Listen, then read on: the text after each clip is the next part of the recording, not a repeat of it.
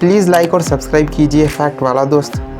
Schools और rules ये एक कॉइन के दो साइड्स है और आज हम ऐसे ही कुछ स्कूल्स के अनोखे रूल्स देखेंगे और भगवान का और हमारे पेरेंट्स का शुक्र मनाएंगे कि ऐसे अनोखे रूल्स वाले स्कूल्स में हमारा एडमिशन नहीं करवाया गया, वरना क्या क्या डिजास्टर्स हुए होते। तो let's start. Number 10, no sauce allowed. Personally guys मेरा मानना है कि सॉस किसी भी खाने को डबल टेस्टी बना सकती है। बचपन में सॉस के साथ सैंडविच पर एक स्माइली फेस जब तक नहीं होता था तब तक सैंडविच खाने में मजा ही नहीं आता था, लेकिन अनफॉर्चुनेटली फ्रांस के स्टूडेंट्स को ये एक्सपीरियंस करने ही नहीं मिलेगा क्योंकि वहाँ के स्कूल में सॉस बैंड है, क्योंकि फ्रांस की गवर्नमेंट को लगता है adding ketchup to French cuisine वो उसे टू अमेरिकन बना रहा है, जो उन्हें बिल्कुल भी मंजूर नहीं है। इसीलिए अब सॉस सिर्फ फ्रेंच फ्राइज के साथ ही मिलती है और वो भी ज्यादा नहीं। वैसे आप फ्रेंच फ्राइज को सॉस में डुबाकर खाते हो या फिर सॉस को फ्रेंच फ्राइज के ऊपर डालकर खाते हो, कमेंट करके जरूर बताना। नंबर 9, नो मोर बेस्ट फ्रेंड्स। हम सब तो स्कूल्स जाते ही है अपने बेस्ट फ्रेंड से मिलने के लिए, लेकिन यूनाइटेड किंगडम में तो स्कूल में बेस्ट फ्रेंड्स बना ही नहीं सकते, सिर्फ इसीलिए क्योंकि उन्हें लगता है कि जब किसी स्टूडेंट का उनके बेस्ट फ्रेंड से झगड़ा होता है तो वो स्टूडेंट काफी अपसेट हो जाता है और स्कूल मैनेजमेंट नहीं चाहती कि उनके बच्चे ऐसे अनवांटेड ड्रामा के कारण डिस्ट्रैक्ट हो, इसीलिए उन्होंने बेस्ट फ्रेंड्स बनाना ही बैन कर डाला। ना रहेगा बांस ना बजेगी बांसुरी, और उन्होंने बेस्ट फ्रेंड्स को मना किया है, लेकिन आप फिर भी फ्रेंड्स बना सकते हो। स्कूल्स को लगता है कि वो इस तरह बच्चों का टीम वर्क इम्प्रूव कर रहे हैं। पर्सनली मुझे ये रूल बहुत बकवास लगता है, लेकिन रूल है तो पालन करना ही होगा।